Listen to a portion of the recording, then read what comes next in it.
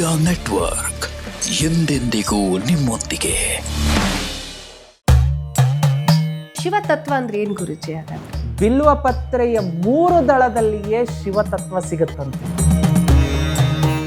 ನಂದಿಯ ಕಿವಿಯಲ್ಲಿ ಹೇಳಿದ್ರೆ ಅದು ಶಿವನಿಗೆ ತಲುಪತ್ತೆ ಅನ್ನುವಂಥದ್ದು. ಮೃತ್ಯು ಸ್ವರೂಪಿಯಾದಂತಹ ಯಮಧರ್ಮರಾಯ ಈಶ್ವರನ ಎದುರಿಗೆ ನಂದಿಯಾಗಿ ಕೂತಿದ್ದಾನೆ.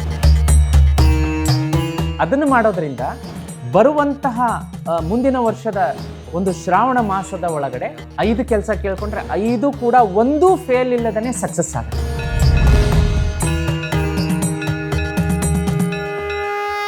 ನಮಸ್ಕಾರ ವೀಕ್ಷಕರೇ, ಜೀತ್ ಮೀಡಿಯಾ ನೆಟ್ವರ್ಕ್ನ ಈ ವಿಶೇಷ ಕಾರ್ಯಕ್ರಮಕ್ಕೆ ನಿಮ್ಮೆಲ್ಲರಿಗೂ ಸ್ವಾಗತ. ಶ್ರಾವಣ ಮಾಸ ಶುರುವಾಗಿ ಇವತ್ತಿಗೆ ನಾವು 3ನೇ ಸೋಮವಾರಕ್ಕೆ ಕಾಲಿಡ್ತಾ ಇದ್ದೀವಿ. ಗುರುಜಿ ಸಾಕಷ್ಟು ಮಾಹಿತಿಗಳನ್ನು ತಿಳಿಸ್ಕೊಟ್ಟಿದ್ದಾರೆ. ಮೊದಲನೇ ಸೋಮವಾರ ಏನ್ ಮಾಡಬೇಕು, 2ನೇ ಸೋಮವಾರ ಏನ್ ಮಾಡಿದ್ರೆ ಒಳ್ಳೇದು ಅಂತ ಹೇಳಿ. ಸೊ ಮತ್ತೆ ಆಗ್ತಡ ಕಾರ್ಯಕ್ರಮ ಶುರು ಮಾಡೋಣ. ನಮ್ ಜೊತೆ ಇದ್ದಾರೆ ಸುಧೀಂದ್ರ ದೇಶಪಾಂಡೆ ಗುರುಗಳು. ಗುರುಗಳೇ, ಕಾರ್ಯಕ್ರಮಕ್ಕೆ ಸ್ವಾಗತ. ಓಂ ನಮಃ ಶಿವಾಯ. ಗುರುಗಳೇ, ಪ್ರತಿ ಸೋಮವಾರ, ಅದರಲ್ಲೂ ಶ್ರಾವಣ ಸೋಮವಾರ ಹೇಗೆ ಆಚರಣೆ ಮಾಡಬೇಕು ಅಂತ ತಿಳಿಸ್ಕೊಟ್ಟಿದ್ದೀರಾ. 3ನೇ ಸೋಮವಾರಕ್ಕೆ ಕಾಲಿಡ್ತಿದ್ದೀವಿ. ಶಿವನ ಬಗ್ಗೆ ಎಷ್ಟು ಕೇಳಿದ್ರೂ ಕಡಿಮೆನೇ ಗುರುಜಿ. ಶಿವ ಒಂಥರ ಎಲ್ರಿಗೂ ಇಷ್ಟವಾಗುವಂಥ ದೇವರು. ಹೀಗಿರಬೇಕಾದ್ರೆ ಅದರಲ್ಲೂ ಯೋಗಿಗಳು ಮತ್ತು ಸಂತರೇ ಆತನಿಗೆ ಭಕ್ತರು. ಮರು ಮಾತಿಲ್ಲದೆ ಕೇಳಿದ್ದೆಲ್ಲ ನೀಡ್ತಾನೆ ಶಿವ ಅಂತ ಹೇಳ್ತಾರೆ. ನಿಮ್ಮ ಬಾಯಲ್ಲಿ ಆ ಮಾತುಗಳನ್ನು ಕೇಳೋದಾದ್ರೆ? ಹೌದು, ವಿಶೇಷವಾಗಿ ಪರಮಶಿವನ ಸಾನ್ನಿಧ್ಯದಲ್ಲಿ ಕೂತ್ಕೊಂಡು ಮಾಡಿದಂತಹ 2 ಶ್ರಾವಣ ಸೋಮವಾರದ ಸಂಚಿಕೆಗಳು ಬಹಳ ಲೋಕಪ್ರಿಯ ಆಗಿದೆ, ಜನಪ್ರಿಯ ಆಗಿದೆ. ಅದೇ ಖುಷಿಯಲ್ಲಿ ನಾವೀಗ 3ನೆಯ ಶ್ರಾವಣ ಸೋಮವಾರದ ಸಂಚಿಕೆಯನ್ನು ಮಾಡ್ತಾ ಇದ್ದೀವಿ. ಓಂ ತ್ರ್ಯಂಬಕಂ ಯಜಾಮಹೇ ಸುಗಂಧಿಂ ಪುಷ್ಟಿವರ್ಧನಂ ಉರ್ವಾರುಕಮಿವ ಬಂಧನಾನ್ ಮೃತ್ಯೋರ್ಮುಕ್ಷೀಯ ಮಾಮೃತಾತ್ ಓಂ ಜೂಂ ಸಹ ಓಂ ಜೂಂ ಸಹ ಓಂ ಜೂಂ ಸಹ. ನೋಡಿ, ಈ ಶ್ರಾವಣ ಮಾಸದ 3ನೆಯ ಸೋಮವಾರದ ಪೂಜೆ ಏನಿರುತ್ತೆ ಬಹಳ ವಿಶೇಷವಾದಂಥದ್ದು.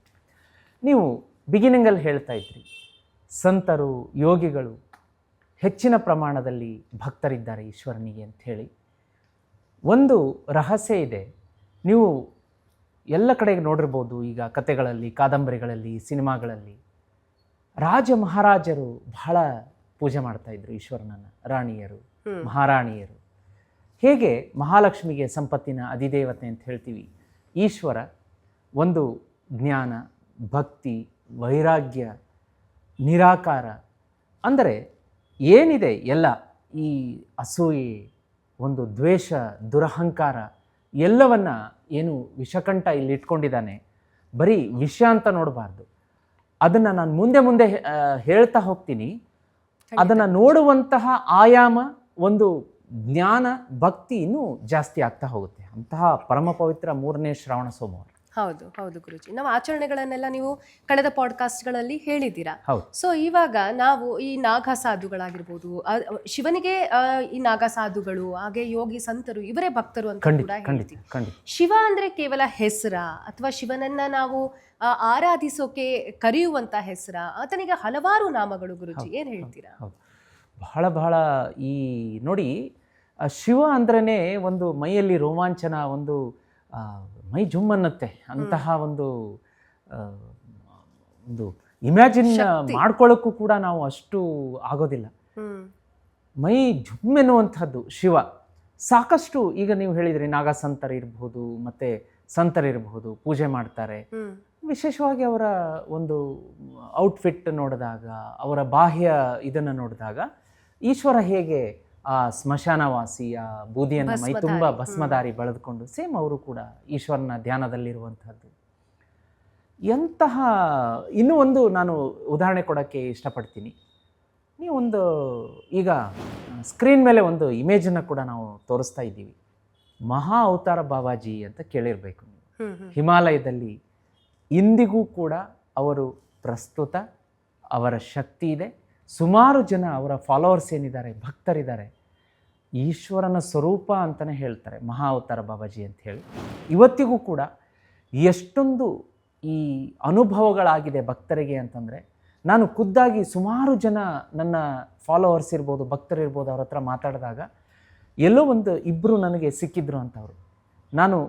ನನಗೆ ತುಂಬ ಮನಸ್ಸಿಗೆ ನೋವಾದಾಗ, ಸಂತಾಪ ಆದಾಗ, ಕಷ್ಟ ಆದಾಗ ಮಹಾ ಅವತಾರ ಬಾಬಾಜಿ ಯಾವುದೋ ರೂಪದಲ್ಲಿ ಬಂದು ನನಗೆ ಸಾಂತ್ವನ ಹೇಳಿ ಹೋಗುವಂಥದ್ದು, ನನ್ನ ಪಕ್ಕದಲ್ಲಿ ಕೂತ್ಕೊಂಡು ಈ ರೀತಿ ಇನ್ನೂ ಒಂದು ಅನುಭವವನ್ನು ಹೇಳ್ತೀನಿ. ಸ್ವತಃ ನನಗೆ ಆಗಿರುವಂಥದ್ದು, ಯಾಕೆಂದರೆ ನಾನು ಕೂಡ ಈಶ್ವರನನ್ನು ಆರಾಧಿಸ್ತೀನಿ, ನಾನು ಕೂಡ ಶಿವಭಕ್ತ.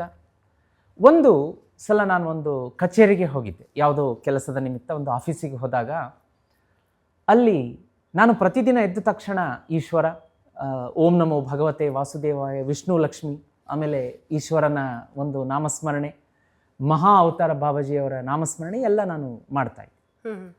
ಮಹಾ ಅವತಾರ ಬಾಬಾಜಿ ಈ ಒಂದು ನನ್ನ ಜೀವನಕ್ಕೆ ಪ್ರವೇಶ ಆಗಿರುವಂಥದ್ದು ಅದು ರೋಚಕ ಘಟನೆ. ಅದರ ಬಗ್ಗೆ ಮುಂದಿನ ಸಂಚಿಕೆಯಲ್ಲಿ ಹೇಳ್ತೀನಿ.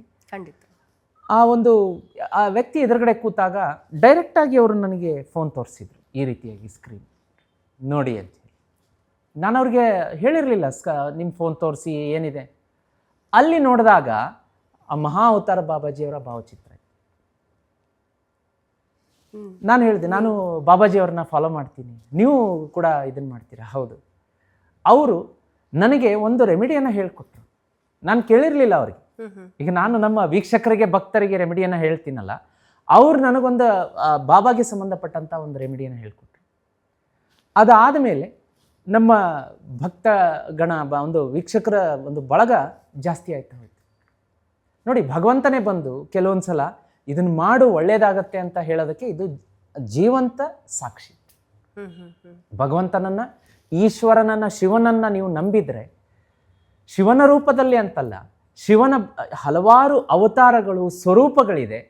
ಅದರ ಮುಖಾಂತರ ನಾವು ನರಮಾನವ ಮನುಷ್ಯನ ಮುಖಾಂತರವೂ ಕೂಡ ಭಗವಂತ ಬಂದು ದಾರಿ ತೋರಿಸ್ತಾನಂತೆ. ಇದಕ್ಕಿಂತ ಹೆಚ್ಚಿನ ಒಂದು ಜ್ವಲಂತ ಲೈವ್ ಎಕ್ಸಾಂಪಲ್ ಇನ್ನೇನು ಬೇಕು ಹೇಳಿ ನಿಮಗೆ? ನಾನು ಇಮ್ಯಾಜಿನ್ ಕೂಡ ಮಾಡಿರ್ಲಿಲ್ಲ ಅವ್ರಿಗೆ ಅದನ್ನ ಹೇಳ್ತಾರೆ ಮಾಡ್ತಾರೆ ಅಂತ ಹೇಳಿ. ಹಂಗೆ ನಂಬಿದ ಭಕ್ತರನ್ನ ಕೈ ಬಿಡೋದಿಲ್ಲ. ಯಾವ್ದಾದ್ರೂ ರೂಪದಲ್ಲಿ ಆತ ನಮ್ ಜೊತೆಗೆ ಇರ್ತಾನೆ. ಹೌದು, ನಾವು ನಂಬಬೇಕು. ಇದೊಂದು ಸಣ್ಣ ಉದಾಹರಣೆ ಆದಾಗ ಇನ್ನ ರಾಜ ಮಹಾರಾಜರಿರ್ಬೋದು, ಮಹಾರಾಣಿಯರು, ಸಂತರು, ನಾಗಾಸಾಧುಗಳು, ಹೀಗೆ ಈಶ್ವರನ ಭಕ್ತರ ಒಂದು ಇದು ಇದೆಯಲ್ಲ, ಅಗಣಿತ, ಅಪರಿಮಿತ, ಅದಕ್ಕೆ ಇನ್ಫಿನಿಟಿ ಅಂತ ಏನು ಹೇಳ್ತಾರೆ ನೋಡಿ. ಈಗಿನ ಕಾಲದಲ್ಲಿ ಒಂದಿನ ಸಿಂಬಲ್ ಪ್ರಚಲಿತ ಆಗ್ತಾ ಇದೆಯಲ್ಲ, ಸೊ ಇದು ರೆಮಿಡಿಗೋಸ್ಕರ ಅದನ್ನು ಕೂಡ ಮಾತಾಡೋಣ ಮುಂದಿನ ಪಾಡ್ಕಾಸ್ಟ್ ನಲ್ಲಿ. ಅಪರಿಮಿತ, ಅಗಣಿತ, ಒಂದು ಇನ್ಫಿನಿಟಿ ಅಂತಾನೆ ಹೇಳ್ತಾರೆ. ನಿಜ, ನೀವ್ ಹೇಳ್ತಾ ಇರ್ಬೇಕಾದ್ರೆ ನಾನು ಅದೇ ಅನ್ಕೊಳ್ತಾ ಇದ್ದೆ. ನೀವ್ ಹೇಳಿದ್ದು ನಿಜ. ಎಷ್ಟೋ ರಾಜರು ಅವಾಗೆಲ್ಲ ಯುದ್ಧಕ್ಕೆ ಹೋಗುವಂತ ಸಂದರ್ಭದಲ್ಲಿ ಶಿವನ ಆಶೀರ್ವಾದ, ಮಹಾದೇವನ ಆಶೀರ್ವಾದ, ಹರ ಹರ ಮಹಾದೇವ, ಇವೆಲ್ಲವನ್ನು ಹೇಳ್ಕೊಂಡೇ ಹೋಗ್ತಾ ಇರುವಂಥದ್ದು. ಆಗೆಲ್ಲ ತುಂಬಾ ಈ ಗಣೇಶನನ್ನ ಆರಾಧಿಸುವಂಥದ್ದಾಗಿರ್ಬೋದು, ಬೇರೆ ದೇವರನ್ನ ಆರಾಧಿಸುವಂಥದ್ದಾಗಿರ್ಬೋದು ಇರ್ಲಿಕ್ಕಿಲ್ಲ ಅಂತ ನಾನು ಅನ್ಕೊಳ್ತೀನಿ. ಏನಂತೀರಾ ಗುರು? ಇತ್ತು, ಆದ್ರೆ ಈಶ್ವರನ ಶಕ್ತಿ ಇತ್ತಲ್ಲ, ಅದನ್ನ ಅವರು ಹೆಚ್ಚಿನ ಪ್ರಮಾಣದಲ್ಲಿ ಆರಾಧಿಸ್ತಿದ್ರು. ಎಲ್ಲ ಕತೆ ಕಾದಂಬರಿಗಳು, ಸಿನಿಮಾದಲ್ಲಿ ನಾವು ನೋಡ್ತಿರ್ತೀವಿ, ಕೇಳಿರ್ತೀವಿ. ಈಶ್ವರ ಅಂದ್ರೇನೆ ಆ ಶಕ್ತಿ ಅದೇನಿದೆಯಲ್ಲ, ಜಯಿಸುವಂತಹ ಶಕ್ತಿ. ಸರ್ವನಾಶ ಅಂದ್ರೆ ಸರ್ವನಾಶ ಶಿವ ನುಡಿ, ಅಂದ್ರೆ ಡೆಸ್ಟ್ರಾಯ್ ಮಾಡುವಂತಹ ಶಕ್ತಿ. ಎಲ್ಲರೂ ಏನು ಅನ್ಕೊಂಡಿರ್ತಾರೆ ಅಂದ್ರೆ, ಡೆಸ್ಟ್ರಾಯ್ ಅಂತಂದ್ರೆ ಚೆನ್ನಾಗಿರೋದನ್ನ ಡೆಸ್ಟ್ರಾಯ್ ಮಾಡುವಂತಹ ಶಕ್ತಿ ಅಲ್ಲ, ಪ್ರಳಯ ಮಾಡುವಂತಹ ಶಕ್ತಿ ಅಲ್ಲ, ಕೆಟ್ಟದ್ದನ್ನ, ದುಷ್ಟರನ್ನ ನಾಶ ಮಾಡುವಂತಹ ಶಕ್ತಿ ಶಿವ. ಒಳ್ಳೆಯದ್ರ ಮೇಲೆ ಆತನ ಒಂದು ಭೋಲೆಶಂಕರ, ಒಳ್ಳೆಯವರನ್ನ ಮುಕ್ತ ಬಾಹುವಿನಿಂದ ಕರೆದು ತಬ್ಬಿಕೊಳ್ಳುವಂತಹ, ಅವರಿಗೆ ಆಶೀರ್ವಾದವನ್ನ ಮಾಡುವಂತಹ ಶಕ್ತಿ, ಕೆಟ್ಟದ್ದನ್ನ ಪ್ರಳಯ ಮಾಡುವಂತಹ ಶಕ್ತಿ. ಅದಕ್ಕೆ ಸಂಹಾರಕ ಅಂತ ಹೇಳ್ತಾರೆ ಈಶ್ವರನ. ಶಿವ ತತ್ವ ಅಂದ್ರೆ ಏನ್ ಗುರುಜಿ? ಹಾಗಾದ್ರೆ ನೋಡಿ, ಈ ಶಿವತತ್ವ ಅನ್ನುವಂಥದ್ದು ಇದೆಯಲ್ಲ, ಅದರಲ್ಲಿ ಈಗ ನಾನು ಹೇಳಿದ್ದೆ, ಮೊದಲನೆಯ ಪಾಡ್ಕಾಸ್ಟ್ ಆದಮೇಲೆ ನೀವೊಂದು ಕುತೂಹಲಕಾರಿ ಪ್ರಶ್ನೆ ಕೇಳಿದ್ರಿ, ಬಿಲ್ವ ಪತ್ರೆಯ ಬಗ್ಗೆ ಮಾತಾಡಬೇಕು ಅಂತ ಹೇಳಿ. ನಾವು ಅದನ್ನು 2ನೇ ಸಂಚಿಕೆಯಲ್ಲೂ ಕೂಡ ಮಾತಾಡಿದ್ವಿ. ಇಲ್ಲಿ ಕೂಡ ಅದನ್ನು ರೀಕನೆಕ್ಟ್ ಮಾಡ್ತೀನಿ. ಈ ಬಿಲ್ವ ಪತ್ರೆ ಅನ್ನೋದೊಂದು ಇದೆಯಲ್ಲ, ಅದರಲ್ಲೇ ನಮಗೆ ಶಿವತತ್ವ ಸಿಗುತ್ತೆ. ಭಗವಂತ, ನೀವು ಶಿವತತ್ವವನ್ನು ಅರ್ಥ ಮಾಡ್ಕೋಬೇಕು ಅಂದರೆ ಸಾವಿರಾರು ವರ್ಷ ತಪಸ್ಸು ಮಾಡಬೇಕಾಗಿಲ್ಲ, ಇನ್ನೊಂದು ಲೋಕದ ಒಂದು ಅರಿವು, ಅಲ್ಲಿಗೆ ನೀವು ಪ್ರಯಾಣ ಮಾಡಬೇಕಾಗಿಲ್ಲ. ಅತಳ, ವಿತಳ, ಸುತಳ, ಪಾತಾಳ ಎಲ್ಲ ಲೋಕಗಳಲ್ಲೂ ಕೂಡ ಹೋಗಿ ಹುಡುಕಿದ್ರೂ ಕೂಡ ನಿಮಗೆ ಅಲ್ಲಿಗೆ ಬರಬೇಕಾಗಿಲ್ಲ, ಸಿಗಬೇಕಾಗಿಲ್ಲ. ಕೇವಲ ನಿಮ್ಮ ಪಕ್ಕದಲ್ಲಿ, ಅಕ್ಕಪಕ್ಕದಲ್ಲಿಯೇ ಮರವನ್ನು ನಿರ್ಮಾಣ ಮಾಡಿಕೊಟ್ಟಿದ್ದೀನಿ. ಅದು ಯಾವುದು? ಬಿಲ್ವ ಪತ್ರೆಯ ಮರ. ಬಿಲ್ವ ಪತ್ರೆಯ 3 ದಳದಲ್ಲಿಯೇ ಶಿವತತ್ವ ಸಿಗುತ್ತಂತೆ. ಬ್ರಹ್ಮ, ವಿಷ್ಣು, ಮಹೇಶ್ವರ, ಆ 3 ಶಕ್ತಿಗಳು ಸಿಗುತ್ತೆ. ಆದರೆ ಈಶ್ವರ ಹೇಳುವಂಥದ್ದೇನು ಅಂತಂದರೆ, ಅಹಂಕಾರ ಬೇಡ, ಕೋಪ ಬೇಡ. ಇವೆಲ್ಲ ಕಾರಣಗಳೇನಾಗುತ್ತೆ ಅಂತಂದರೆ ಈ ಸರ್ವನಾಶಕ್ಕೆ ಕಾರಣ ಆಗತ್ತೆ. ನೀನು ಆ ಶಿವ ನೋಡಿ, ನಾವು ಡಿಸ್ಕಸ್ ಮಾಡ್ತಾ ಇದ್ವಿ, ನಿರಾಭರಣ ಅಂದರೆ ಆಭರಣಗಳು, ಬಂಗಾರ, ಆಮೇಲೆ ಆ ಕಿರೀಟ, ಭರ್ಜರಿಯಾಗಿ ಅಲಂಕಾರ ಯಾವುದೂ ಇಲ್ಲ. ನನಗೆ ಸ್ಮಶಾನವಾಸಿ ಭಸ್ಮವನ್ನು ಬಳಿದುಕೊಂಡು, ಅದಕ್ಕೆ ನಾನು ಹೇಳ್ತಾ ಇದ್ದೆ ಪಾಡ್ಕಾಸ್ಟಲ್ಲಿ, ಪಾರ್ವತಿ ತಪಸ್ಸಿಗೆ ಕೂತಾಗ ಒಬ್ಬ ಬಡ ವೃದ್ಧ ಬ್ರಾಹ್ಮಣನ ರೂಪದಲ್ಲಿ ಬಂದಂಥ ಈಶ್ವರ ಕೆಲವು ಆತನ ಈ ನೆಗೆಟಿವ್ ಅಂಶಗಳನ್ನು ಪಾರ್ವತಿಗೆ ಕಮ್ಯುನಿಕೇಟ್ ಮಾಡ್ತಾನಂತೆ. ಶಿವ ನೋಡೋಕೆ ಚೆನ್ನಾಗಿಲ್ಲ, ಹಿಂಗೆ ಇಷ್ಟು ಕೂದಲಿದೆ, ಆಮೇಲೆ ಬಣ್ಣ ಹಿಂಗಿದೆ, ನೀಲಿ ಇದೆ, ಆ ಥರ ಈ ಥರ ಏನೇನೋ ನೆಗೆಟಿವ್ ಅಂಶಗಳನ್ನು ಹೇಳಿ ಡಿವಿಯೇಟ್ ಮಾಡೋಕ್ಕೆ ನೋಡಿದಾಗ ನನಗೆ ಈಶ್ವರನೇ ಬೇಕು. ಆ ಈಶ್ವರ ಅನ್ನುವಂಥದ್ದು ಸೌಂದರ್ಯ ಅದಕ್ಕೆ ಸೀಮಿತ ಇಲ್ಲ. ಒಂದು ಆ ರೂಪ ಆಗಲಿ, ಬಣ್ಣ ಆಗಲಿ, ನಿರಾಕಾರ. ಅಲ್ಲಿ ಇರುವಂಥದ್ದು ಕೇವಲ ಶುದ್ಧ ಚಿತ್ತ ಭಕ್ತಿ. ಆ ಶುದ್ಧ ಚಿತ್ತ ಭಕ್ತಿ ಬರಬೇಕು ಅಂತಂದ್ರೆ ಅಹಂಕಾರ ಇರಬಾರ್ದು, ದ್ವೇಷ ಇರಬಾರ್ದು, ಮತ್ತೊಂದು ತಾಮಸ ಗುಣಗಳಿರಬಾರ್ದು, ಸರ್ವವನ್ನು ತ್ಯಾಗ ಮಾಡಿರ್ಬೇಕು. ಅದು ಈ ಬಹುಶಃ ಈ ಸಾಂಸಾರಿಕ ಜೀವನದಲ್ಲಿ ಇರೋದ್ರಿಂದ ಕೆಲವೊಂದನ್ನು ನಾವು ಇಟ್ಕೊಂಡು, ಬಟ್ ಈ ಕೆಟ್ಟ ಅಂಶಗಳನ್ನು ದೂರ ಮಾಡಿ ಮುನ್ನಡಿತೀವಲ್ಲ, ಅದೇ ಈಶ್ವರನಿಗೆ 3ನೇ ಶ್ರಾವಣ ಸೋಮವಾರ ನಾವು ಅರ್ಪಿಸುವಂಥ ನಿಜವಾದ ಪೂಜೆ. ನಾವೇನು ಭರ್ಜರಿಯಾಗಿ ಈ ಧೂಪ ದೀಪ ಬೆಳಗಿಸಿ ಹಣ್ಣಿಟ್ಟು ಇದನ್ನು ಮಾಡಿದ್ರೂ ಕೂಡ ನಮ್ಮ ಮನಸ್ಸಿನ ಒಳಗಡೆ ಆ ದ್ವೇಷ, ಅಸೂಯೆ, ಅಹಂಕಾರ ಇದ್ರೂ ಕೂಡ ಈಶ್ವರನಿಗೆ ಸಲ್ಲೋದಿಲ್ಲ. ಅದೆಲ್ಲ ಮನಸ್ಸಿನಿಂದ ಕ್ಲಿಯರ್ ಆಗಿ ಈಶ್ವರನಿಗೆ ಏನು ಬೇಕು ಶಿವತತ್ವ, ಅದ್ರ ಮುಖಾಂತರ ಒಂದು ಕೈ ಮುಗಿದು ಓಂ ನಮ ಶಿವಾಯ ಅಂತ ಯಾಕೆ ಹೇಳಬಾರ್ದು ನಾವು? ಅದೇ ಶಿವನಿಗೆ ಸಲ್ಲುವಂತಹ ನಿಜವಾದ ಪೂಜೆ, ಇದೇ ಶಿವತತ್ವ. ನೋಡಿ ಹೇಗೆ ಅಂದ್ರೆ ಪ್ರತಿ ವಾರ ಕೂಡ ಒಂದೊಂದು ವಿಶೇಷತೆಯನ್ನ ತಿಳಿದುಕೊಳ್ತಾ ಇದ್ದೀವಿ ಶಿವನ ಬಗ್ಗೆ. ಖಂಡಿತ. ಶ್ರಾವಣ ಅಂದ್ರೆ ಶಿವನ ಮಾಸ ಅಂತಾನೆ ಕರೀತಾರೆ, ನಿಜಾನ ಗುರುಜಿ? ಹೌದು. ಯಾಕೆ ಅಂತಂದ್ರೆ ನಾನು ಮೊದಲನೆಯ ಸಂಚಿಕೆಯಲ್ಲಿ ರಹಸ್ಯ ಹೇಳಿದ್ನಲ್ಲ, ಶ್ರವಣ ಕೇಳಿಸ್ಕೋಬೇಕು. ಅದರಲ್ಲಿ ಈಶ್ವರ ಏನು ಹೇಳಿರುವಂಥದ್ದು, ನಿಮ್ಮ ಕಷ್ಟವನ್ನು ನಾನು ಕೇಳಿಸ್ಕೋತೀನಿ, ಅದರ ಜೊತೆಗೆ ನೀವು ಕೂಡ ಈ 11 ತಿಂಗಳಿಂದ ಏನು ತಪ್ಪು ಮಾಡ್ತಾ ಬರ್ತಾ ಇದ್ದೀರಿ. ಈಗ ಶ್ರಾವಣ ಮಾಸ ಆಗಸ್ಟ್ ತಿಂಗಳಲ್ಲಿ ಶ್ರಾವಣ ಮಾಸ ಬಂದಿದೆ ಈ ವರ್ಷ. ಹೋದ ವರ್ಷ ಆಗಸ್ಟಿಂದ ಈ ವರ್ಷ ಜುಲೈವರೆಗೂ ನೀವು ಏನೇನು ತಪ್ಪು ಮಾಡಿದ್ದೀರಿ, ಯಾಕೆ ಒಂದ್ಸಲ ನೀವು ಚಿಂತನ ಮಂಥನ ಮಾಡ್ಕೋಬಾರ್ದು? ಯಾಕೆ ಅದನ್ನು ನೀವು ಒಂದ್ಸಲ ತಿರುವಿ ಹಾಕಬಾರ್ದು ಮನಸ್ಸಿನ ಪುಟಗಳನ್ನು? ಯಾರಿಗೆ ನಾನು ಹರ್ಟ್ ಮಾಡಿದ್ದೀನಿ, ಯಾರಿಗೆ ಕಣ್ಣೀರು ಹಾಕ್ಸಿದ್ದೀನಿ, ಯಾರಿಗೆ ಹಣ ಕೊಡದೆ ಸತಾಯಿಸ್ತಾ ಇದ್ದೀನಿ, ಯಾರಿಗೆ ಮೋಸ ಮಾಡ್ತಾ ಇದ್ದೀನಿ, ಯಾರಿಗೆ ಅನೈತಿಕ ಸಂಬಂಧದ ಒಂದು ಛಾಯಲ್ಲಿ ಇಟ್ಟಿದ್ದೀನಿ, ಗಂಡ ಹೆಂಡತಿ, ಯಾರಿಗೆ ನಾನು ಇನ್ನೊಂದು ಕಳುವು ಮಾಡಿದ್ದೀನಿ, ತಪ್ಪು, ಮೋಸ, ಅನ್ಯಾಯ, ದಗಾಕೋರತನ, ಇಂಥದ್ದನ್ನೆಲ್ಲ ಯಾಕೆ ನೀವು ಒಂದ್ಸಲ ವಿಮರ್ಶೆ ಮಾಡ್ಕೋಬಾರ್ದು ಅನ್ನೋದಕ್ಕೆ ಶ್ರಾವಣ ಮಾಸವನ್ನು ಇಟ್ಟಿದ್ದೀನಿ ಅಂತ ಪರಮೇಶ್ವರ ಹೇಳಿರುವಂಥ. ಅದಕ್ಕೆ ಶ್ರಾವಣ ಮಾಸ ನಾನು ನಿಮ್ಮ ಕಷ್ಟಗಳನ್ನು ಕೇಳ್ತೀನಿ. ನೀವು ಕೂಡ ಒಂದ್ಸಲ 11 ತಿಂಗಳನ್ನು ನೀವು ಮನಸ್ಸಿನಲ್ಲಿ ಅದನ್ನು ರಿಪೀಟ್ ಮಾಡಿಕೊಂಡು ಯಾವುದು ಸರಿ ಯಾವುದು ತಪ್ಪನ್ನು ಬಿಟ್ಟು ಸರಿ ಹಾದಿಗೆ ನಡಿಬಾರ್ದಲ್ಲ, ಅದನ್ನು ನಾನು ಹೇಳುವಂಥದ್ದು ಅಂತೇಳಿ ಪರಮೇಶ್ವರ ಶ್ರಾವಣ ಮಾಸವನ್ನು ನಿರ್ಮಾಣ ಮಾಡಿರುವಂಥದ್ದು. ಇದು ಇದರ ಹಿಂದಿನ ರಹಸ್ಯ. ಅದಕ್ಕೆ ಶ್ರಾವಣ ಮಾಸ ಶಿವಮಾಸ ಕರೆಯುವಂಥದ್ದು. ಸರಿ ಗುರುಜಿ, ಇವಾಗ ಶಿವನಿಗೂ ಮತ್ತೆ ಈ ಸಮುದ್ರ ಮಥನದ ಕಥೆಯನ್ನ ನಾವು ಕೇಳಿದ್ವಿ. ಶಿವ ಮತ್ತು ಸಮುದ್ರ ಮಥನಕ್ಕೂ ಈ ಶ್ರಾವಣ ಮಾಸಕ್ಕೂ ಸಂಬಂಧ ಇರೋದ್ರ ಬಗ್ಗೆ ಕೂಡ ನೀವು ಮೊದಲ ಪಾಡ್ಕಾಸ್ಟ್ ಅಲ್ಲೂ ಕೂಡ ಹೇಳಿದ್ರಿ, ಶ್ರಾವಣ ಸೋಮವಾರದ ಅದನ್ನ ವಿವರಿಸಿ ಹೇಳೋದಾದ್ರೆ ಗುರುಜಿ. ಹೌದು, ಏನಾಗುತ್ತೆ ಅಂತಂದ್ರೆ ಈ ಶ್ರಾವಣ ಮಾಸದಲ್ಲಿ ವಿಶೇಷವಾಗಿ ನೀಲಕಂಠ ಎನ್ನುವ ಹೆಸರು ಹೇಗೆ ಪ್ರಚಲಿತಕ್ಕೆ ಬಂತು ಅಂತಂದ್ರೆ, ಸಮುದ್ರ ಮಂಥನದ ಸಮಯದಲ್ಲಿ ವಿಷ ಉಕ್ಕಿದಾಗ ಅದರ ಒಂದು ಕಂಟ್ರೋಲನ್ನು ಮಾಡುವಂತಹ ಶಕ್ತಿ ಅದನ್ನು ಕುಡಿದು ತನ್ನ ಕಂಠದಲ್ಲಿಟ್ಟುಕೊಂಡು ಈ ಸರ್ವ ರೀತಿಯ ಪ್ರಕೃತಿ ಎಲ್ಲ ಲೋಕಗಳನ್ನು ಸಂರಕ್ಷಣೆ ಮಾಡುವಂತಹ ಶಕ್ತಿಯನ್ನು ಈಶ್ವರ ಹೊಂದಿದ್ದರಿಂದ ಆತ ವಿಷವನ್ನು ಸ್ವೀಕಾರ ಮಾಡ್ತಾನೆ, ಕುಡಿತಾನೆ, ಗಂಟಲಲ್ಲಿ ಇಟ್ಕೋತಾನೆ. ಅದಕ್ಕೆ ಹಲಾಹಲ ವಿಷ ಅಂತ ಹೇಳ್ತೀವಿ.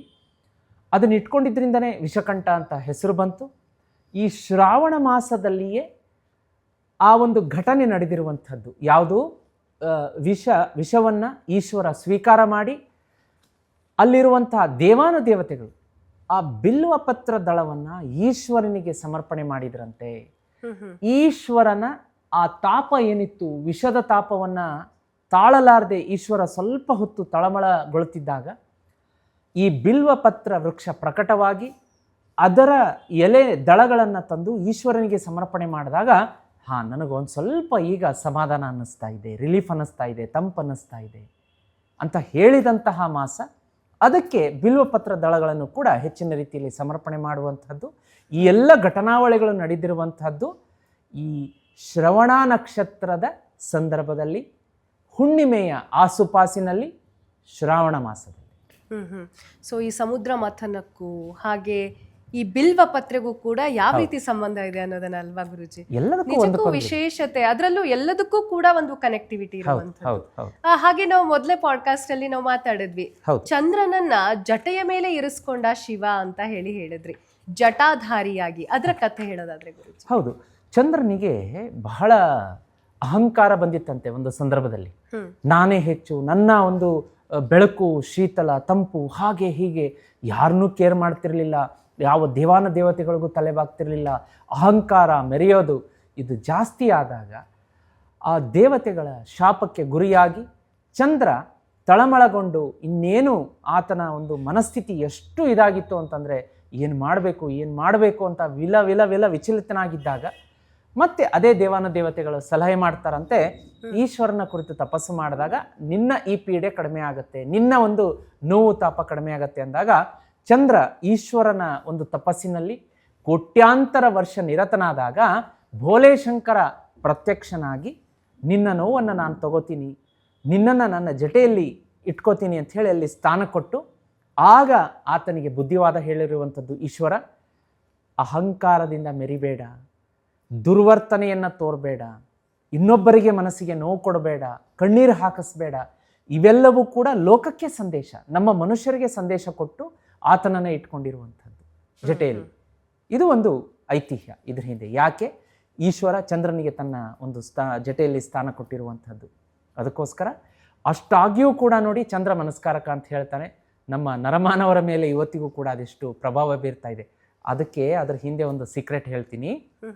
ಜಾತಕದಲ್ಲಿ ಏನಾದರೂ ಚಂದ್ರ ವೀಕ್ ಆಗಿದ್ದಾಗ ಅಥವಾ ಯಾವ ಮನೆಯಲ್ಲಿ ಆತ ಸ್ಥಿತನಾಗಬೇಕು ಬೇರೆ ಮನೆಯಲ್ಲಿ ಸ್ಥಿತನಾಗಿ ಒಂದು ಕೆಟ್ಟ ಫಲವನ್ನು ಕೊಡ್ತಿದ್ದಾಗ ಎಲ್ಲ ಜ್ಯೋತಿಷಿಗಳು ಏನು ಹೇಳ್ತಾರೆ, ಚಂದ್ರ ಒಂದು ನೆಗೆಟಿವ್ ಇಂಪ್ಯಾಕ್ಟ್ ಬೀರ್ತಾ ಇದೆ, ಈಶ್ವರನ ಪೂಜೆ ಮಾಡಿ, ಶಿವನಿಗೆ ಮೊರೆ ಹೋಗಿ ಅಂತ ಹೇಳ್ತಾರೆ. ಚಂದ್ರನ ಪೂಜೆ ಹೇಳ್ತಾರೆ, ಚಂದ್ರನ ಪೂಜೆಗಿಂತ ಮ್ಯಾಕ್ಸಿಮಮ್ ಹೇಳೋದು ಈಶ್ವರನ ಪೂಜೆ. ಶಿವಲಿಂಗಕ್ಕೆ ಹಾಲು ಕೊಡಿ, ಚಂದ್ರ ಸಂತೃಪ್ತಿ ಯಾಕೆಂದ್ರೆ ಚಂದ್ರ ಇಲ್ಲಿರೋದ್ರಿಂದ ಈಶ್ವರನಿಗೆ ಅದು ನಮ್ಮ ಅಹವಾಲು ಮುಟ್ಟುತ್ತೆ. ಆವಾಗ ಕೇಳಿದಾಗ ಇಲ್ಲಪ್ಪ ಆತ ನನಗೆ ಶರಣಾಗಿದ್ದಾನೆ, ಒಂದು ಸ್ವಲ್ಪ ಅವನ ಮೇಲೆ ಕರ್ಣದೃಷ್ಟಿ ತೋರು ಅಂತ ಹೇಳಿ ಈಶ್ವರ ಚಂದ್ರನಿಗೆ ಒಂದು ಮಾರ್ಗದರ್ಶನ ಕೊಡುವಂಥದ್ದು. ಗುರುಜಿ, ಇವಾಗ ಸಾಮಾನ್ಯವಾಗಿ ದೇವಸ್ಥಾನಕ್ಕೆ ಹೋದಂತಹ ಸಂದರ್ಭದಲ್ಲಿ, ಅದರಲ್ಲೂ ಶಿವನ ದೇವಸ್ಥಾನಕ್ಕೆ ಹೋದಂತಹ ಸಂದರ್ಭದಲ್ಲಿ ಎಲ್ಲ ಭಕ್ತರು ಮಾಡುವಂಥದ್ದು ಅದೇ ಏನಂದ್ರೆ ನಂದಿಯ ಕಿವಿಯಲ್ಲಿ ಹೇಳಿದ್ರೆ ಅದು ಶಿವನಿಗೆ ತಲುಪತ್ತೆ ಅನ್ನುವಂಥದ್ದು. ಅದರ ಬಗ್ಗೆ ತಿಳಿಸೋದಾದ್ರೆ ಗುರುಜಿ? ಇಲ್ಲಿ ನಂದಿಯ ಕಿವಿಯಲ್ಲಿ ಯಾಕೆ ವಿಷ್ ಹೇಳಬೇಕು, ಅದ್ರ ಹಿಂದೆ ಒಂದು ಕತೆ ಇದೆ. ಆ ನಂದಿ ಸುಮಾರು ಹೊತ್ತಾಗತ್ತೆ, ನಾನು ಚುಟುಕಾಗಿ ಹೇಳ್ತೀನಿ. ಎಲ್ಲರೂ ಕೇಳ್ತಾರಂತೆ, ಈಶ್ವರನ ಗಣದಲ್ಲಿದ್ದಾಗ ಈಶ್ವರ ಎಲ್ಲರಿಗೂ ಒಂದೊಂದು ಅಧಿಕಾರ, ಪದವಿ, ಒಂದೊಂದು ಶಕ್ತಿಯನ್ನು ಕೊಟ್ಟಾಗ ಒಬ್ಬ ವ್ಯಕ್ತಿಗೆ ಬಹಳ ಅಸಮಾಧಾನ ಆಗುತ್ತಂತೆ. ಈಶ್ವರ, ನೀನು ಎಲ್ಲರಿಗೂ ಒಂದೊಂದು ಪದವಿ ಕೊಟ್ಟು, ಗಣ, ಅಧಿಕಾರ ಎಲ್ಲವನ್ನ ಕೊಟ್ಟು, ನನ್ನನ್ನು ಯಾಕೆ ನಿನ್ನ ಗಣದಲ್ಲಿ ಸೇರಿಸ್ಕೊಳ್ಳಿಲ್ಲ, ನನಗೆ ಯಾಕೆ ಒಂದು ಪದವಿ ಕೊಡಲಿಲ್ಲ ಅಂದಾಗ ಈಶ್ವರ ಹೇಳ್ತಾನಂತೆ, ಅದಕ್ಕೆ ನಿನಗೂ ಒಂದು ಆ ಕಾಲ ಬರುತ್ತೆ, ಒಂದು ಟೈಮ್ ಬರುತ್ತೆ, ವೇಟ್ ಮಾಡು ಅಂತ ಹೇಳ್ತಾನಂತೆ. ಸರಿ, ಆ ವ್ಯಕ್ತಿ ಮುಂದಿನ ಒಂದು ಸುಮಾರು ಲಕ್ಷಾಂತರ ಕೋಟ್ಯಾಂತರ ವರ್ಷಗಳ ನಂತರ ಋಷಿ ಮುನಿಗಳ ಆಶ್ರಮದಲ್ಲಿ ಜನಿಸಿ, ಆತನಿಗೆ ಇದ್ದಿದ್ದು 8 ವರ್ಷ ಆಯಸ್ಸು ಮಾತ್ರ ಆ ವ್ಯಕ್ತಿಗೆ.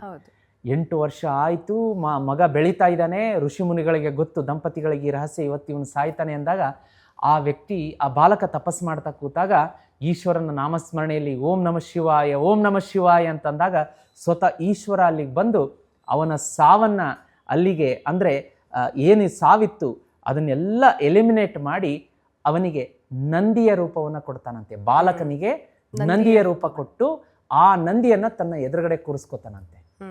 ನಿಮಗೆ ಒಂದು ರಹಸ್ಯ ಗೊತ್ತಿರಲಿ, ಆ ನಂದಿ ಬೇರೆ ಯಾರು ಅಲ್ಲ, ಯಮಧರ್ಮರಾಯ. ನೋಡಿ, ಕೇಳಿದ್ರೆ ಮೈ ಜುಮ್ ಅನ್ನತ್ತೆ. ಮೃತ್ಯು ಸ್ವರೂಪಿಯಾದಂತಹ ಯಮಧರ್ಮರಾಯ ಈಶ್ವರನ ಎದುರಿಗೆ ನಂದಿಯಾಗಿ ಕೂತಿದ್ದಾನೆ. ನೋಡಿ, ನಾವು ಹೋಗಿ ನಂದಿಯ ಕಿವಿಯಲ್ಲಿ ವಿಷ್ ಹೇಳಿ ಈಶ್ವರನಿಗೆ ತಲುಪಿಸ್ತೀವಿ. ಇದು ಬಹಳ ಕಡಿಮೆ ಜನರಿಗೆ ಗೊತ್ತಿರುವಂತಹ ರಹಸ್ಯ. ಶಿವನ ಮುಂದಿರುವಂತಹ ನಂದಿ ಯಮಧರ್ಮರಾಜ. ಗುರುಜಿ, ಆ ಮಹಾದೇವನ ಬಗ್ಗೆ ಎಷ್ಟು ಕೇಳಿದ್ರು ಕೂಡ ಕಡಿಮೆನೆ. ನಿಜಕ್ಕೂ ಒಂದೊಂದು ಕಥೆ ಕೂಡ ಮೈ ನವಿರೇಳಿಸುವಂತಿದೆ. ಸೊ ಈಗ ಏನಂದ್ರೆ ಎಲ್ಲಾ ಭಕ್ತರು ಕಾಯ್ತಾ ಇರುವಂತದ್ದು ನೀವು ಹೇಳುವಂತಹ ರೆಮಿಡಿಗೋಸ್ಕರ. ಹಲವಾರು ರೆಮಿಡಿಗಳನ್ನ ಇದುವರೆಗೂ ಹೇಳಿದ್ದೀರಾ, ಹಲವಾರು ರೀತಿಯಲ್ಲಿ ಫಾಲೋ ಮಾಡಿದ್ದಾರೆ, ಹಲವಾರು ರೀತಿಯಲ್ಲಿ ಒಳ್ಳೇದನ್ನ ಬಯಸಿದ್ದಾರೆ, ಒಳ್ಳೇದನ್ನ ಕಾಣ್ತಾ ಇದ್ದಾರೆ ಕೂಡ. ಸೊ ಇವತ್ತಿನ ಒಂದು ಪಾಡ್ಕಾಸ್ಟ್ ಅಲ್ಲಿ ಯಾವ ರೆಮಿಡಿಯನ್ನ ಹೇಳ್ತಾ ಇದ್ದೀರಾ? ಹೌದು, ಇವತ್ತು ನೋಡಿ, ಈ ಶ್ರಾವಣ ಮಾಸ ಅಂದ್ರೇನೆ ಬಿಲ್ವಪತ್ರೆ, ಇದರ ಕುರಿತಾದಂತಹ ರೆಮಿಡಿಗಳಿಗೆ ಹೆಚ್ಚಿನ ಮಹತ್ವ ಇರುತ್ತೆ. ಇವತ್ತು ನನ್ನ ಜೇಬಲ್ಲಿ ಹಣ ಇಲ್ಲ, ನನಗೆ ಪೂಜೆ ಸಾಮಗ್ರಿ ತಗೊಂಡು ಹೋಗಿ ಈಶ್ವರನ ಹತ್ರ ಇಟ್ಟು ಹಣ್ಣು ಹಂಪಲ ಇಟ್ಟು ನೈವೇದ್ಯ ಮಾಡಿಸುವಷ್ಟು ಚೈತನ್ಯ ಇಲ್ಲ, ನನ್ನ ಹತ್ರ ಏನೂ ಇಲ್ಲ ಅಂತಂದ್ರೂ ಕೂಡ ಈಶ್ವರ ಬೇಜಾರು ಮಾಡ್ಕೊಳ್ಳೋದಿಲ್ಲ. ಕೇವಲ ಬಿಲ್ವಪತ್ರೆಯ ದಳವನ್ನು, ಅದು ನೈಸರ್ಗಿಕ ನೇಚರಲ್ಲಿ ಸಿಗುವಂಥದ್ದು, ಅದನ್ನ ಯಾಕೆ ಕಟ್ ಮಾಡ್ಕೊಂಡ್ರಿ, ಅದಕ್ಕೆ ಇಷ್ಟು ದುಡ್ಡು ಕೊಡಿ ಅಂತ ಯಾರು ಕೇಳೋದಿಲ್ಲ. ಅದನ್ನು ತಗೊಂಡು ಹೋಗಿ ಈಶ್ವರನ ಹತ್ರ ಇಟ್ಟು ಒಂದು ಮಾಡುವಂತಹ ರೆಮಿಡಿ ಹೇಳ್ತೀನಿ.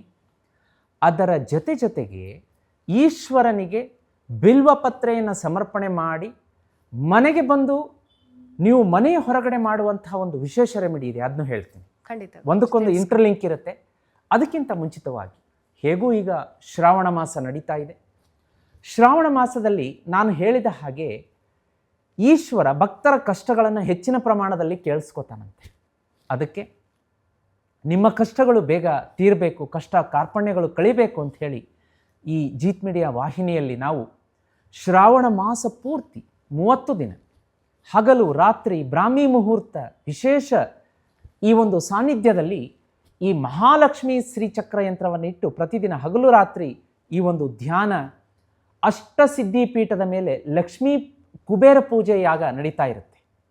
ಹಾಗಾಗಿ ವೀಕ್ಷಕರೇ, ನಿಮ್ಮ ಜೀವನದಲ್ಲಿ ಏನಾದರೂ ಕಷ್ಟ ಕಾರ್ಪಣ್ಯಗಳಿದ್ದರೆ, ಗುರುಗಳೇ ತುಂಬ ದಿನಗಳಿಂದ ನನಗೆ ಈ ಸಮಸ್ಯೆ ಪರಿಹಾರ ಆಗ್ತಾ ಇಲ್ಲ, ಸಾಲದಿಂದ ಹೊರಗಡೆ ಬರೋಕ್ಕಾಗ್ತಾ ಇಲ್ಲ, ಸೋಲಿನಿಂದ ಹೊರಗಡೆ ಬರೋಕ್ಕಾಗ್ತಾ ಇಲ್ಲ, ನನ್ನ ಆರೋಗ್ಯ ಸಮಸ್ಯೆ ಸರಿ ಹೋಗ್ತಾ ಇಲ್ಲ, ಮಕ್ಕಳು ಮಾತು ಕೇಳ್ತಾ ಇಲ್ಲ, ದಾಂಪತ್ಯದಲ್ಲಿ ಬಿರುಕು ವಿರಸ, ಏನು ಮಾಡಲಿ, ಇಂತಹ ಸಾಕಷ್ಟು ಇನ್ನೂ ಅನೇಕ ಸಮಸ್ಯೆಗಳಿದ್ದರೆ ತಡ ಮಾಡಬೇಡಿ.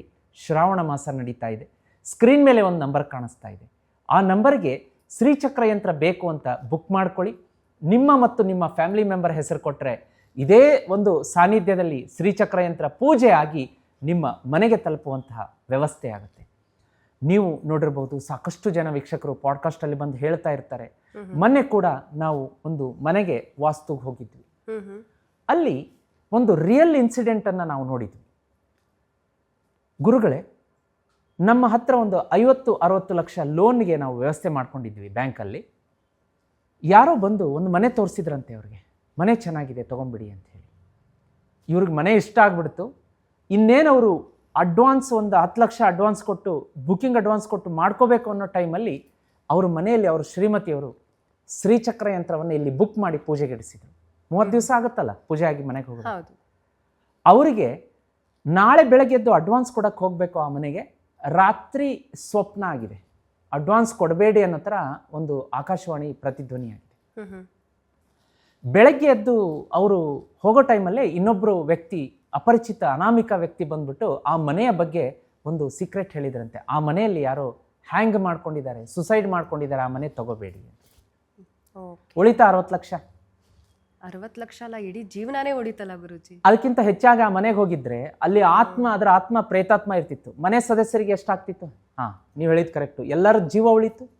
ಜೊತೆಗೆ ಜೀವ ಉಳಿದ್ರೆ ತಾನೇ ಹಣ ಮಾಡೋದಕ್ಕೆ ಸಾಧ್ಯ, ಆರೋಗ್ಯ ಗಳಿಸೋದಕ್ಕೆ ಸಾಧ್ಯ. ನೋಡಿ, ಬರೀ ಶ್ರೀಚಕ್ರ ಯಂತ್ರ ಹಣವನ್ನು ನಮ್ಮ ಹತ್ರ ಆಕರ್ಷಣೆ ಮಾಡುತ್ತೆ, ಶ್ರೀಮಂತಿಕೆ ತಂದು ಕೊಡುತ್ತೆ, ಆರೋಗ್ಯ ತಂದು ಕೊಡುತ್ತೆ ಅನ್ನೋದಕ್ಕಿಂತ ಕಷ್ಟಗಳಿಂದ ನಮ್ಮನ್ನು ಮೊದಲೇ ದೂರ ಮಾಡಿಬಿಡುತ್ತೆ. ಇನ್ನೂ ಸಾಕಷ್ಟು ನಿದರ್ಶನಗಳಿದೆ, ಸಾಕಷ್ಟು ಪಾಡ್ಕಾಸ್ಟಲ್ಲಿ ಮಾತಾಡ್ತಾ ಇರ್ತೀವಿ. ಈಗಲೇ ಬುಕ್ ಮಾಡ್ಕೊಳ್ಳಿ. ನಿಮ್ಮ ಮನೆಗೆ ಅದೃಷ್ಟ ಲಕ್ಷ್ಮಿಯನ್ನು ಬರೆಸಿ ಸ್ಥಿರವಾಗಿ ನಿಲ್ಲಿಸ್ಕೊಳ್ಳಿ. ಎಲ್ಲ ಕಂಟಕಗಳಿಂದ ನಿಮ್ಮನ್ನು ರಕ್ಷಣೆ ಮಾಡುತ್ತೆ, ಶ್ರೀಮಂತಿಕೆ ಕೂಡ ತಂದು ಕೊಡುತ್ತೆ. ಸರಿ ಗುರುಜಿ, ಏನಂದ್ರೆ ಸಾಕಷ್ಟು ವಿಷಯಗಳನ್ನ ಮಾತಾಡ್ತಾ ಇದ್ದೀವಿ, ನಿಜಕ್ಕೂ ಸಮಯ ಹೋಗೋದು ಗೊತ್ತಾಗ್ತಾ ಇಲ್ಲ. ಹಲವಾರು ರೀತಿಯಾದಂಥ ಮಾಹಿತಿಗಳು, ಹಲವಾರು ರೀತಿಯಲ್ಲಿ ಆಧ್ಯಾತ್ಮಿಕವಾಗಿ ನಾವು ಶಿವನನ್ನ ಹೇಗೆ ಒಲಿಸ್ಕೊಳ್ಬೇಕು, ಆತನಿಗೆ ಹೇಗೆ ನಾವು ಹತ್ರ ಆಗಬೇಕು ಅನ್ನೋದ್ರ ಬಗ್ಗೆ ಮಾಹಿತಿ ನೀಡಿದ್ದೀರಾ. 2 ರೆಮಿಡಿ ಕೂಡ ಇದೆ ಬಿಲ್ವಪತ್ರೆ, ಅದು ಹೇಳ್ಬಿಡ್ತೀನಿ ನೋಡಿ. ಅದನ್ನು ಕೂಡ ಪೆಂಡಿಂಗ್ ಉಳಿಸ್ಕೊಂಡಿದ್ವಿ. ಬಿಲ್ವಪತ್ರೆಯನ್ನ ಏನ್ ಮಾಡಬೇಕು ಅಂತಂದ್ರೆ, 3ನೆಯ ಶ್ರಾವಣ ಸೋಮವಾರದ ಬೆಳಗ್ಗೆ ಬಿಲ್ವಪತ್ರೆಯ ದಳಗಳಿಗೆ 3ಕ್ಕೂ ಕೂಡ ನಾವು ಜೇನುತುಪ್ಪದ ಬೊಟ್ಟಿನಿಂದ ಅಲಂಕಾರ ಮಾಡಬೇಕು. ಈ ತೋರು ಬೆರಳಿನಿಂದ ಜೇನುತುಪ್ಪ, ಅದನ್ನ ನಾವು ಟೇಸ್ಟ್ ನೋಡಿರಬಾರ್ದು, ಅದು ಶುದ್ಧವಾಗಿ ಮಡಿಯಿಂದ ಇರಬೇಕು. ಆ ಜೇನುತುಪ್ಪದಲ್ಲಿ ಈ ತೋರು ಬೆರಳನ್ನ ಅದ್ದಿ 3 ಬಿಲ್ವ ಪತ್ರದ ದಳಗಳಿಗೆ ಒಂದೊಂದು ಬೊಟ್ಟನ್ನ ಇಟ್ಟು 108 ಸಲ ಓಂ ನಮಃ ಶಿವಾಯ ಹೇಳಿ, ಇನ್ನೂ ಒಂದು ನಾನು ಮಂತ್ರ ಹೇಳ್ಕೊಡ್ತೀನಿ. ಈ ಮಹಾಮೃತ್ಯುಂಜಯ ಮಂತ್ರವನ್ನ ಹೇಳೋದ್ರಿಂದ ಒಂದು ಅಕಾಲಿಕ ಮೃತ್ಯು, ಅಪಮೃತ್ಯು, ಅಪಘಾತ ಭಯ, ಆಮೇಲೆ ಕೆಲವೊಬ್ಬರಿಗೆ ಟೆನ್ಷನ್ ಆಗ್ತಾ ಇರುತ್ತೆ. ಇವರು ನಮ್ಮ ಮನೆ ಫ್ಯಾಮಿಲಿ ಮೆಂಬರ್ಸ್, ಗಂಡ ಹೆಂಡತಿ ಮಕ್ಕಳು ಹೊರಗಡೆ ಹೋದವರು ಮನೆಗೆ ಬರ್ತಾರೋ ಇಲ್ವೋ, ಆ ಬಸ್ ಹತ್ತಬೇಕಾದ್ರೆ ಬಿದ್ದುಬಿಡ್ತಾರೇನೋ, ಅನಾವಶ್ಯಕ ಮನಸ್ಸಿನಲ್ಲಿ ಚಿಂತೆ, ಟೆನ್ಷನ್, ಗೊಂದಲಗಳು, ಆಮೇಲೆ ಪದೇ ಪದೇ ಕೆಲವೊಬ್ಬರಿಗೆ ಆಕ್ಸಿಡೆಂಟ್ಸ್ಗಳಾಗ್ತಾ ಇರುತ್ತೆ. ಈ ಥರದ ಭಯಗಳಿಂದ ಕಾಪಾಡೋದು ಮಹಾಮೃತ್ಯುಂಜಯ ಮಂತ್ರ.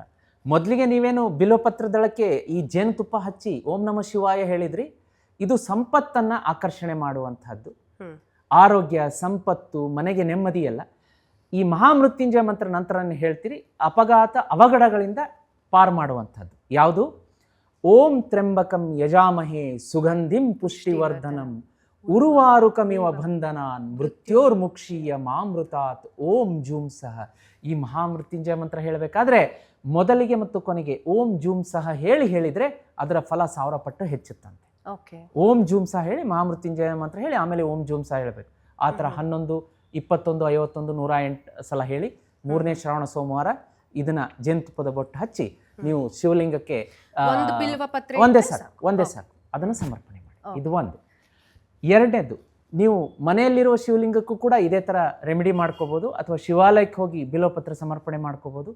ಮತ್ತೆ ಮನೆಗೆ ಬಂದ ಮೇಲೆ ತುಳಸಿ ಗಿಡಕ್ಕೆ ಎಳನೀರಿನಿಂದ ನೀವು ಒಂದು ಅರ್ಧ ಲೋಟ ಎಳ್ನೀರು ಹಾಕ್ಬೇಕು ತುಳಸಿ ಗಿಡಕ್ಕೆ, ನಿಮ್ಮ ಗೋತ್ರವನ್ನ ಹೇಳ್ಕೊಂಡು.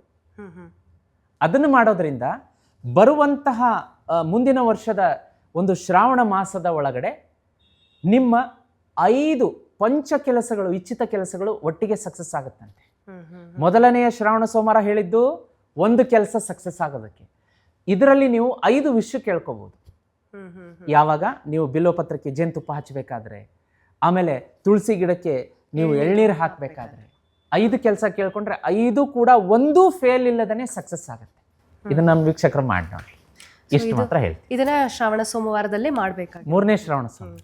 ಸರಿ ಗುರುಜಿ, ಏನಂದ್ರೆ ಶಿವನ ಬಗ್ಗೆ ಎಷ್ಟು ಮಾಹಿತಿ ಕೇಳಿದ್ರು, ಎಷ್ಟೇ ಆತನ ಬಗ್ಗೆ ವಿವರಣೆಗಳನ್ನ ಕೇಳಿಸ್ಕೊಳ್ತಾ ಇದ್ರೆ ಮೈ ನವಿರೇಳಿಸುವಂತಿದೆ ಕಥೆಗಳು ಒಂದಕ್ಕಿಂತ ಒಂದು. ಅಷ್ಟೊಂದು ನಾವು ಶಿವನಿಗೆ ಹತ್ರ ಆಗ್ತಾ ಹೋಗ್ತಾ ಇರ್ತೀವಿ ಗುರುಗಳೇ. ಹಾಗೆ ಸಾಕಷ್ಟು ಜನ ಕಾಯ್ತಾ ಇರುವಂತಹ ರೆಮಿಡಿಗಳನ್ನು ಕೂಡ ನೀವು ತಿಳಿಸ್ಕೊಟ್ಟಿದ್ದೀರಾ. 3ನೇ ಸೋಮವಾರ ಶಿವನಿಗೆ ಯಾವ ರೀತಿ ಪೂಜೆ ಮಾಡ್ಬೇಕು ಅನ್ನೋದನ್ನ ತಿಳಿಸ್ಕೊಟ್ಟಿದ್ದೀರಾ. ಧನ್ಯವಾದ ತಮಗೆ. ಓಂ ನಮಃ ಶಿವಾಯ. ಓಂ ನಮಃ ಶಿವಾಯ. ಸೊ ವೀಕ್ಷಕರೇ, ನೋಡಿದ್ರಲ್ಲ, ಹಲವಾರು ಈ 3 ವಾರಗಳದ ಪಾಡ್ಕಾಸ್ಟ್ಗಳಲ್ಲಿ ಒಂದೊಂದು ರೀತಿಯ ವಿಶೇಷವಾದಂತಹ ಮಾಹಿತಿಯನ್ನ ಗುರುಗಳು ನೀಡ್ತಾ ಬಂದಿದ್ದಾರೆ. ಶ್ರಾವಣ ಮಾಸದಲ್ಲಿ ಯಾಕೆ ಶಿವನಿಗೆ ಅಷ್ಟೊಂದು ಪೂಜೆಗಳನ್ನ ಸಲ್ಲಿಸಬೇಕಾಗತ್ತೆ, ಹಾಗೆ ಆಧ್ಯಾತ್ಮಿಕವಾಗಿ ಶಿವನ ಬಗ್ಗೆ ನಮಗೆ ಗೊತ್ತಿಲ್ಲದಂತಹ ಸಾಕಷ್ಟು ಮಾಹಿತಿಯನ್ನ ಗುರುಜಿ ತಿಳಿಸ್ಕೊಟ್ಟಿದ್ದಾರೆ. ಕಾರ್ಯಕ್ರಮ ನಿಮಗೂ ಕೂಡ ಇಷ್ಟ ಆಗಿದೆ ಅಂತ ಭಾವಿಸ್ತೀನಿ. ಹಾಗೆ ಬರುವ ಸೋಮವಾರ ಅಂದ್ರೆ ಕೊನೆಯ ಶ್ರಾವಣ ಸೋಮವಾರ ಯಾವ ರೀತಿ ಪೂಜೆ ಪುರಸ್ಕಾರಗಳನ್ನ ಮಾಡಬೇಕು, ಹಾಗೆ ಶಿವನಿಗೆ ಇಷ್ಟವಾದಂತಹ ವಸ್ತುಗಳನ್ನ ಏನಿಡಬೇಕು, ಹಾಗೆ ಯಾವ ನಿಯಮಗಳನ್ನ ಪಾಲಿಸಬೇಕು, ಈ ತಪ್ಪುಗಳನ್ನ ಮಾಡಲೇಬಾರದು ಅನ್ನೋದಾದ್ರೆ ಯಾವುದು, ಹಾಗೆ ಸಾಲದ ಸುಳಿಯಿಂದ ಹೇಗೆ ಹೊರಬರಬೇಕು, ಈ ಎಲ್ಲ ವಿಷಯಗಳನ್ನು ಕೂಡ ಗುರುಜಿ ಮುಂದಿನ ಪಾಡ್ಕಾಸ್ಟ್ ಅಲ್ಲಿ ತಿಳಿಸ್ಕೊಡ್ತಾರೆ. ಕಾರ್ಯಕ್ರಮ ಇಷ್ಟವಾಗಿದ್ದಲ್ಲಿ ಕಾಮೆಂಟ್ ಮಾಡಿ, ಶೇರ್ ಮಾಡಿ, ಸಬ್ಸ್ಕ್ರೈಬ್ ಮಾಡಿ. ನಮಸ್ಕಾರ. ಗುರುಜಿ, ಈ ಶ್ರಾವಣದಲ್ಲಿ ಅದರಲ್ಲೂ ಸೋಮವಾರ ದಾನ ಧರ್ಮಗಳನ್ನ ಮಾಡಿದ್ರೆ ಒಳ್ಳೇದು ಅಂತಾರೆ. ದಾನಕ್ಕೆ ಏನೆಲ್ಲ ನೀಡಬಹುದು ಅಂತ ನೋಡಿ. ಭೋಲೆಶಂಕರನಿಗೆ ಈ ಒಂದು ವಸ್ತು ಅಂದ್ರೆ ಬಹಳ ಪ್ರಿಯ. ಅದ್ಯಾವುದು ಗುರುಜಿ? ನಾವು ಏನ್ ಮಾಡ್ತೀವೋ ಬಿಡ್ತೀವೋ ಗೊತ್ತಿಲ್ಲ, ಶ್ರಾವಣ ಸೋಮವಾರದ ದಿನ ನಾನು ಹೇಳುವಂತಹ